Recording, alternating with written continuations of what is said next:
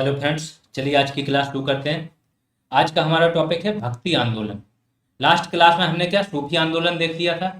आज हम देखेंगे भक्ति आंदोलन। सूफी आंदोलन क्या था? इस्लाम धर्म में सुधार की बातें हुई थी, वहाँ पे लिबरल बनाया गया था। सेम चीज भक्ति आंदोलन क्या होगा? हिंदू धर्म में सुधार की बातें होंगी यहाँ पे। ठीक है, तो इसका आरंभ कहाँ हुआ? दक्षिण भारत में पल्लव वंश का शासक थे, उनके समय में होगा। अगर आप लोगों ने देखा होगा, पढ़ा होगा, एंशियंट में तो पढ़ा ही होगा, महेंद्र वर्मन, राज सिंह बर्मन, नरसिंह बर्मन, नंदी बर्मन, चार शासक थे पल्लव वंश के। 600 ईस्वी के आसपास इनका हुआ था। ठीक है, तो जो महाबलीपुरम के मंदिर हैं, तट मंदिर हैं, ये सब क्या हुआ? वहीं का ही है, इन्हीं लोगों का बनाया गया है। ठीक, तो इनके समय में क्या हुआ है? भक्ति आंदोलन का जन्म हुआ। इसका आरंभ अलवार, अलवार नहीं, यहाँ पे अलवार होगा। ठीक है, अलवार तथा नयनार संतों ने किया। अलवार संत वो कहलाते थे जो भगवान विष्णु को मानते थे, और नयनार संत वो कहलाते थे जो भगवान शिव को मानते थे। तो अलवार के बारे में जान लेते हैं। भगवान विष्णु के अनुयायी थे, टोटल 12 थे। अंडाल या अंडाल नामक एक महिला थी, अलवार में ही 12 में से एक अंडाल नामक महिला थी। इन्हें दक्षिण भारत की मीराबाई कहा जाता है। बहुत इंपॉर्टेंट है, ध्यान रखना। ये यही सारे वो क्षेत्र हैं जहां से क्वेश्चन आता है। कुलशेखर नामक एक केरल के राजा थे, वो भी इनमें संतों में शामिल। ठीक, एक तिरुमंगई नामक दलित भी थे जो इन संतों में शामिल। तो देखो, जाति व्यवस्था भी इन्होंने ध्वस्त कर दी, कोई जात पात भी नहीं माना। नहीं तो माना जाता था कि केवल ब्राह्मणों का हक है संत बनना, है ना, तो उसके भी खिलाफ है, प्लस भक्ति का भी काम कर रहे हैं। दूसरे हैं आपके नयनार संत। यह भगवान शिव के अनुयायी हैं, ये अनुयायी थे। इनकी संख्या 63 थी। कुछ प्रमुख संत हैं इसमें। कौन से? मणिक बाच्यगार, तिरुज्ञान, सुंदर मूर्ति। आगे बढ़ते हैं। नयनार संतों के भजनों का संकलन किया गया है कहाँ? बादरायण के ब्रह्मसूत्र। जो बादरायण है, उन्होंने ब्रह्मसूत्र नामक पुस्तक लिखी, उसमें शंकराचार्य, ये सबसे इंपॉर्टेंट, यहाँ यूपीएससी तक में ये क्वेश्चन आते हैं, मैचिंग में आते हैं। ठीक है, भक्ति और सूफी संप्रदाय से आपके क्वेश्चन बनेंगे ही बनेंगे। जैसे मैंने बोला, विजयनगर और बहमनी, भक्ति और सूफी, ये बहुत इंपॉर्टेंट है। ये कुछ वैसे टॉपिक हैं जिनको डायरेक्ट कोई हाथ रख देगा कि ये क्वेश्चन तो यहाँ से आएगा, 2 क्वेश्चन तो यहाँ से आएंगे, उन्हीं में से ये है। तो शंकराचार्य जो थे, उनकी विचारधारा क्या थी? अद्वैतवाद, मतलब ईश्वर और आत्मा, ईश्वर और आत्मा दोनों अद्वितीय हैं, दोनों अलग अलग नहीं हैं, एक ही है, इनका मानना था। अद्वैतवाद के बाद धीमे धीमे क्या? विशिष्टा अद्वैतवाद। यहाँ पे अद्वैतवाद को तो रखेंगे Ramanujacharya. Statue of equality Telangana में है, हैदराबाद के पास एक मूर्ति स्थापित की गई है ना, स्टैच्यू ऑफ इक्वालिटी की, पिछले साल का करंट है। तो यहाँ पे चिन्ना जी राष्ट्रम है, वहां पे की गई है। ठीक, तो विशिष्ट अद्वैतवाद आ गया। अद्वैतवाद में थोड़ा सा चेंज हुआ, विशिष्ट अद्वैतवाद, फिर द्वैतवाद आ जाएगा, फिर द्वैत और अद्वैतवाद एक साथ लेके चलेंगे, फिर शुद्ध अद्वैतवाद आ जाएगा। इस प्रकार से ये सारी चीजें, सबकी विचारधारा अलग अलग है। शंकराचार्य की है, रामानुजाचार्य की क्या है? विशिष्ट अद्वैतवाद। माधवाचार्य की क्या है? द्वैतवाद। निम्बार्काचार्य की क्या है? द्वैत अद्वैतवाद या द्वैताद्वैतवाद जिसे बोलते हैं। वल्लभाचार्य की शुद्धाद्वैतवाद। आगे आते हैं शंकराचार्य। अब एक एक धर्म गुरु के बारे में पढ़ रहे हैं। पहले ये विचारधारा जरूर सबकी याद कर लेना है, बिल्कुल क्वेश्चन बनता है। यूपी पीसीएस से लेके यूपीएससी तक क्वेश्चन बनता है, छोटे एग्जामों में डायरेक्ट एक सिंगल फैक्ट पे बन सकता है। ठीक है, जन्म इनका कहाँ हुआ है? कलादी, केरल में। इस टाइम पे कलाडी बोलते हैं उसको। दर्शन इनका क्या था? अद्वैतवाद। संप्रदाय क्या था? स्मृति संप्रदाय। शंकराचार्य ने, देखो, हिंदू धर्म के पुनरुद्धारक इन्हीं को ही बोला जाता है। क्या हुआ कि हिंदू धर्म में बहुत सारी कुरीतियां थी, सामाजिक कुरीतियां, छुआछूत वगैरह, ये सब चीज, मूर्ति पूजा, धर्म पूजा, कर्मकांड। जब ये सब कुरीतियां इतनी ज्यादा बढ़ गई, तो वहां से क्या हुआ? बौद्ध धर्म और जैन धर्म, इनका उदय हो गया।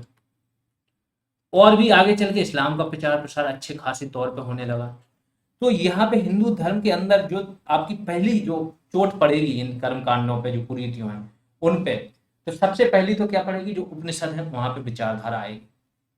लेकिन उसके बाद सुधार के लिए कुछ और बड़ा किया जाना है, ये हमारे संतों को लगेगा। तो शंकराचार्य जी आएंगे, इनको भगवान शंकर का भी अवतार मानते हैं।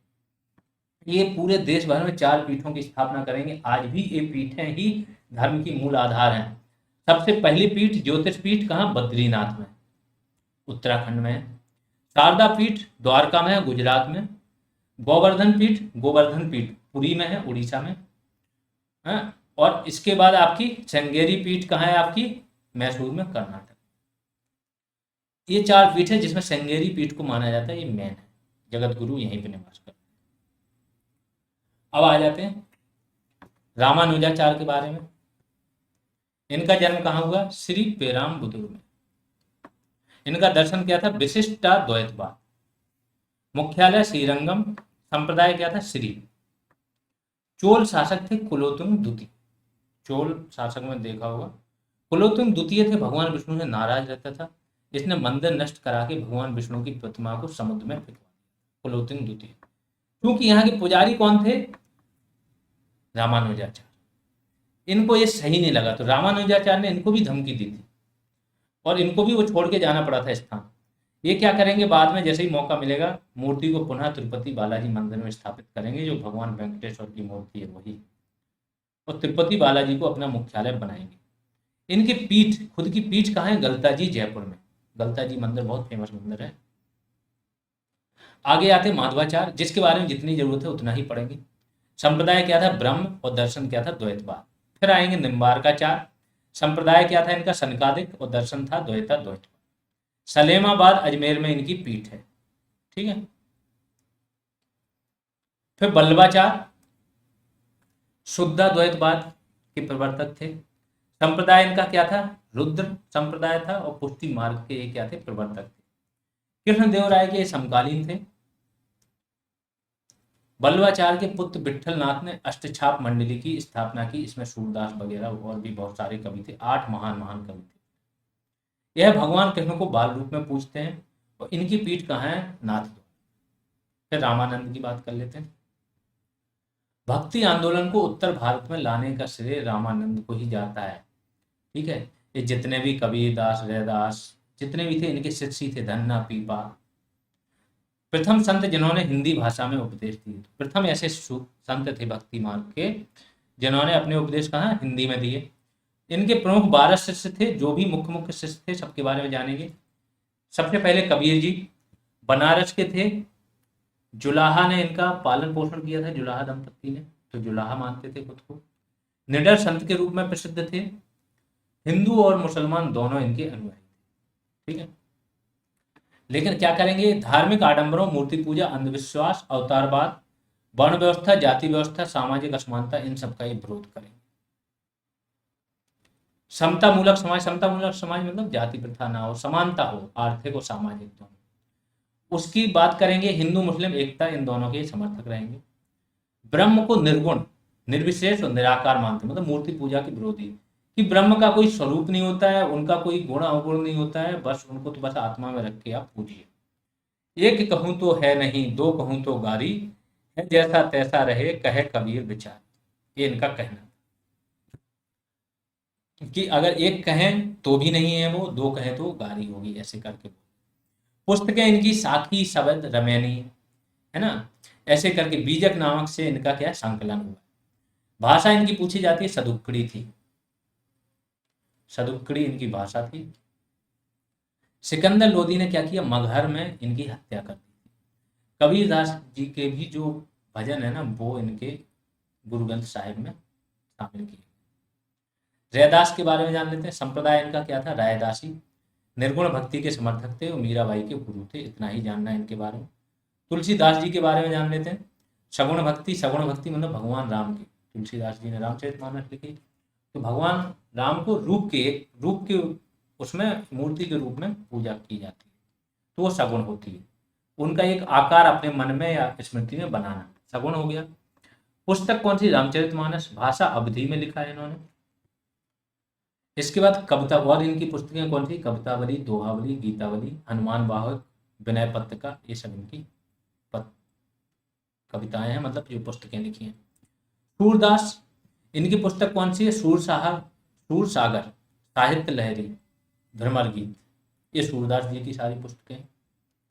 सूरदास, तुलसीदास और दादू दयाल, ये सभी लोग किसके समकालीन थे, अकबर के।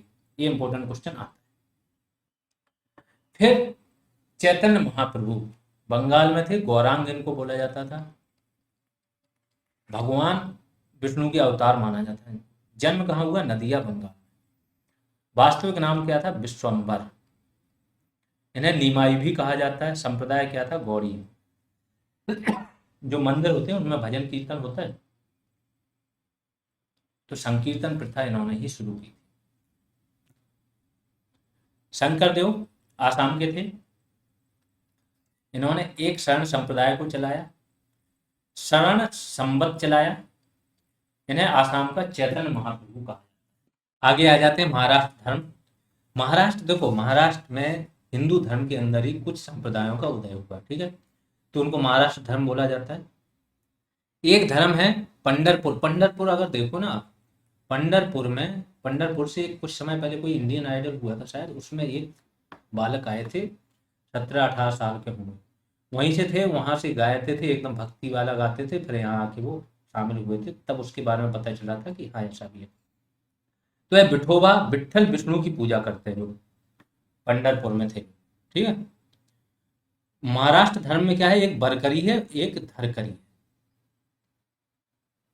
बरकरी जो होते हैं वो कृष्ण के अनुयायी हैं। इसमें कौन कौन आते हैं? ज्ञानेश्वर, संत ज्ञानेश्वर, संत एकनाथ, संत नामदेव, संत तुकाराम। सब बहुत फेमस संत हैं, सबका नाम जानो। तुकाराम जो है शिवाजी के समकालीन थे। इनकी आर्थिक स्थिति, मतलब दो संत लोग हैं, फकीर लोग हैं, उनको तो कुछ चाहिए नहीं, बट इनको शिवाजी ने आर्थिक सहायता देने का प्रयास किया, लेकिन इन्होंने क्या, मना कर दिया। तो संत तुकाराम के बारे में बोला जाता है कि संत तुकाराम जो है आपके, वो किसके समकालीन थे, ऐसा पूछा जाता है, ठीक है। फिर दूसरे धरकरी जो होते हैं वो राम के अनुयायी थे। और समर्थ गुरु रामदास, ये शिवाजी के गुरु ही थे, समर्थ गुरु रामदास, तो ये धरकरी उससे थे। आगे आ जाते हैं, गुरु नानक देव के बारे में जानते हैं। सिख धर्म का के संस्थापक हैं ये। जन्म 1469 एडी में। कहाँ? तलवंडी। आधुनिक नाम है इनका ननकाना साहिब, पाकिस्तान में।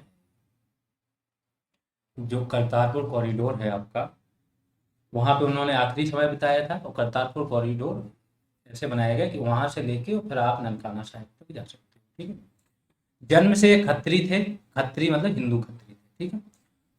इन्होंने धार्मिक आडंबरों, अंधविश्वास, कर्मकांड, मूर्ति पूजा, अवतारवाद, वर्ण व्यवस्था, जाति व्यवस्था, सामाजिक असमानता, इन सबका विरोध किया। जितने भी संप्रदाय के हैं, भक्ति संप्रदाय के, वो सब इनकी बुराई करेंगे, जाति व्यवस्था की, कर्मकांड की, मूर्ति, तो ये भी कर रहे हैं। यह सामाजिक समानता के समर्थक थे। ब्रह्म को निर्गुण, निराकार और निर्विशेष माना, वही सेम चीज, कि कोई आकार का नहीं माना है, जिससे मूर्ति पूजा का विरोध किया इन्होंने बगदाद, फारस, मक्का, मदीना की यात्रा। कहा जाता है कि ये मक्का मदीना गए, मस्जिद के सामने पैर रख के लेट गए, तो इनको मना किया। तो इन्होंने बोला कि या तो कोई ऐसा स्थान बता दो जहाँ खुदा नहीं है, और अगर सब जगह खुदा है तो फिर मुझे इधर सामने पैर रखने के लिए क्यों मना कर, ऐसा कुछ कहा जाता, कहा होता है, ठीक। इन्होंने मंदिरों और मस्जिदों में उपदेश दिए। इन्होंने हिंदू और मुस्लिमों को सच्चा हिंदू और सच्चा मुसलमान बनने की शिक्षा दी। इन्होंने पंजाबी, संस्कृत और फारसी भाषा में उपदेश दिए। तो अब सिख धर्म के जितने भी गुरु हैं सबकी बात कर लेते हैं, हल्का हल्का इनसे क्वेश्चन बनते हैं। गुरु अंगद देव दूसरे गुरु थे सिख धर्म के, गुरु अंगद देव जी। इन्होंने दो मुख्य मुख्य काम किए थे। देखो, गुरुमुखी लिपि की रचना की थी, और गुरु ग्रंथ साहिब गुरुमुखी लिपि में ही लिखा, तो इन्होंने ही लिखा, ठीक है। तो गुरु ग्रंथ साहिब की भी रचना हुई है और गुरुमुखी लिपि की। इन्होंने लंगर व्यवस्था को नियमित कर दिया, जो गुरु नानक देव ने शुरू किया था तो नियमित नहीं थी, अब इन्होंने इसको फिक्स कर दिया कि ये होनी है। गुरु अमरदास जी, इन पर पहले भागवत धर्म का प्रभाव था। इन्होंने 22 गद्दियों की स्थापना की, सती प्रथा पर रोक लगाई, इतना इन्होंने काम किया। फिर गुरु रामदास जी, ये चौथे गुरु हैं। इन्होंने अमृतसर शहर बसाया, पूरा जो अमृतसर शहर है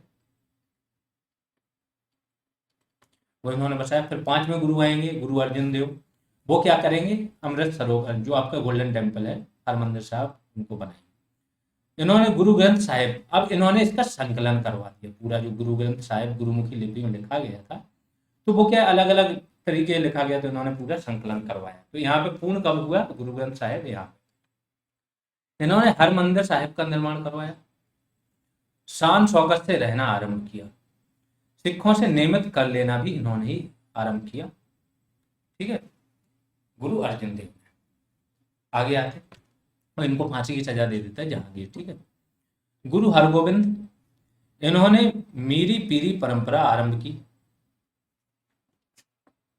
सैनिक संत के रूप में पूजे जाते थे इस परंपरा में, मीरी पीरी परंपरा। और मांस खाने की भी अनुमति छठ में गुरु हरगोबिंद ने दे दी। तो गुरु हरराय थे, तेग बहादुर को बाकलदेव बाबा की उपाधि दी। तेग बहादुर जो 9वें गुरु बनेंगे, उनको इन्होंने उपाधि दे दी थी बाकलदेव बाबा की। गुरु हरकिशन और गुरु तेग बहादुर, इनके बारे में यह है कि इनको औरंगजेब ने मृत्युदंड दे दिया था, बहुत इन पर जुल्म ढाए थे, और इनके बारे में कुछ खास है नहीं जो आता हो क्वेश्चन। अब आते हैं गुरु गोविंद सिंह। गुरु गोविंद सिंह, इनका जन्म कहाँ हुआ है? पटना में। पटना में गुरुद्वारा है, वहीं पे इनका जन्म हुआ था। फिर इन्होंने आनंदपुर साहिब, आपका कहाँ है? सिखों का प्रमुख केंद्र है, पंजाब। आनंदपुर खालसा फोर्स AKF अभी तो बनाई थी, जो आया था, क्या नाम था व्यक्ति का, अभी उसको जेल में डाला गया है ना, NSA लगा के, अमृतपाल। तो आनंदपुर साहिब को अपना केंद्र बनाया। 1699 में खालसा पंथ की स्थापना की इन्होंने। पाहुल पद्धति आरंभ की। पंच ककार या काकार का सिद्धांत दिया, जो सिख लोगों के धर्म का मूल सिद्धांत बन गया कि केस बाल रखने, कंघा, कृपाण जो कटार लेके चलते, कड़ा और कच्छ, ये चीजें पंच ककार है इनकी। ये भी पूछा जाता है क्वेश्चन। इनकी पुस्तक है 10th पातशाह का ग्रंथ। गुरु ग्रंथ जो ये है ना, गुरु नानक देव, वो 10वें गुरु थे, तो उन्होंने अपने आप को पातशाह घोषित कर रखा था। तो उन्होंने अपना एक पत्र लिखा, किसको? औरंगजेब को, शिकायती पत्र था। ठीक है, तो वो है जफरनामा। उसका नाम क्या है? जफरनामा।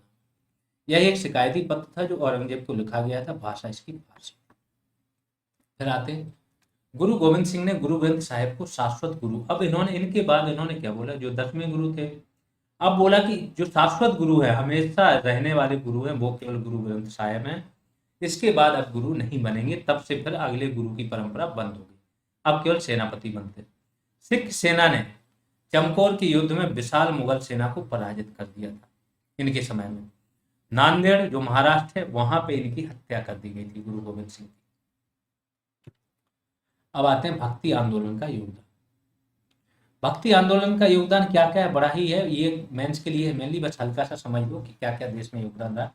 संतों ने धर्म की उदार एवं सरल व्याख्या कर दी।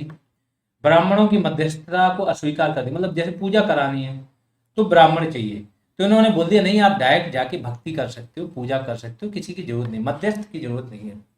भक्ति मार्ग पे बल दिया। संतों ने धार्मिक आडंबरों, अंधविश्वास, कर्मकांड, वर्णव्यवस्था, इनकी बुराई की, एकेश्वरवाद और निर्गुण भक्ति को अपनाया। ये बड़े ही निर्मल है, मेंस के हिसाब से कोई आपके लिए जरूरी है नहीं।